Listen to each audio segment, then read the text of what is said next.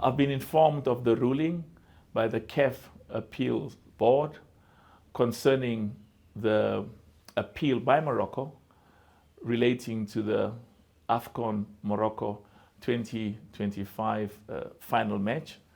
And I previously expressed my extreme disappointment with the incidences that took place at the final match.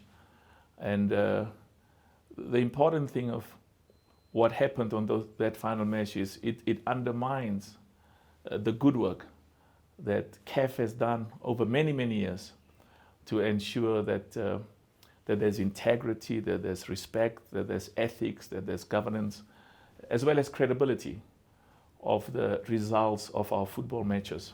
The occurrences, those incidences at the final match of the AFCON Morocco exposes is the work that we are still dealing with concerning the suspicion and distrust. It's a legacy issue.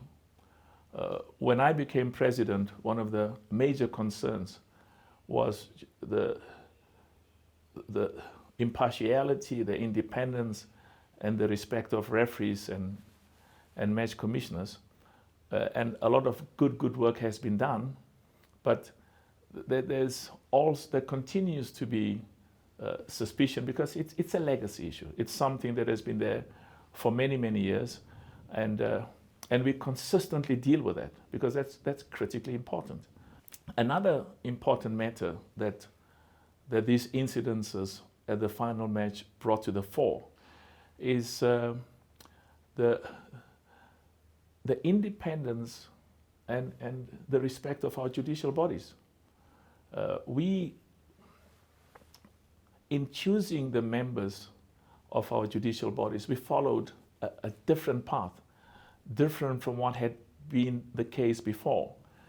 We invited each member association and we invited every zone, the 6 regional areas or the 6 zones in CAF, to give us names of respected judges and respected lawyers, because it is important that the decisions of our disciplinary board, the CAF disciplinary board, and the decisions of the CAF appeals board is viewed with the respect and integrity that's very important to us.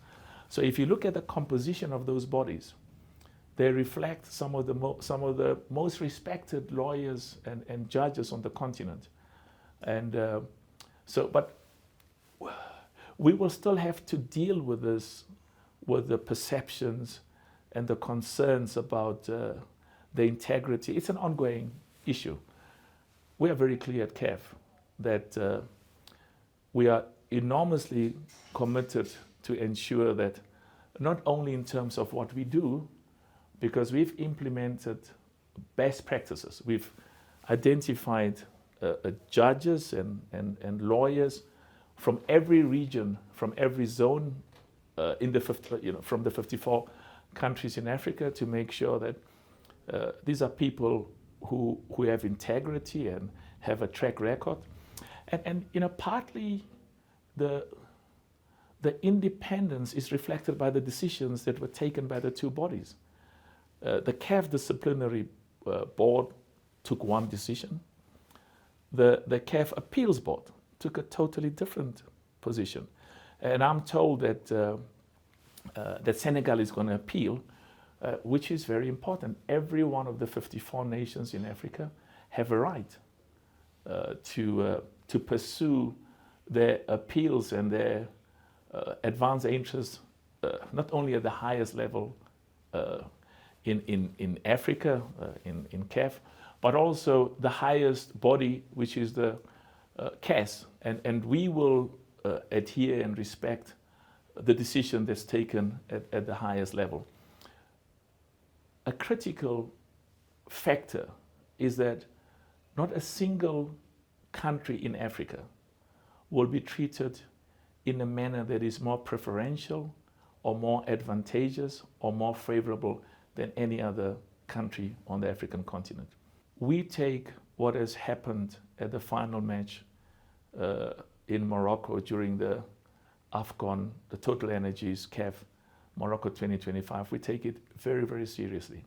And we have already started with very important steps to make sure that those areas which have been identified as deficiencies and where there's need for improvement, that the necessary resolutions are passed.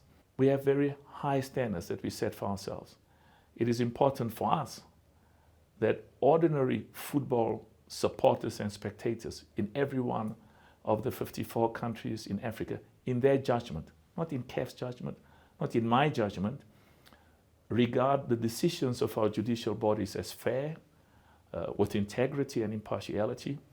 And what is equally important, that they regard our referees, our VAR operators, and our match commissioners as people who are fair and just, and those decisions that are taken reflects the impartiality and independence that's critically important.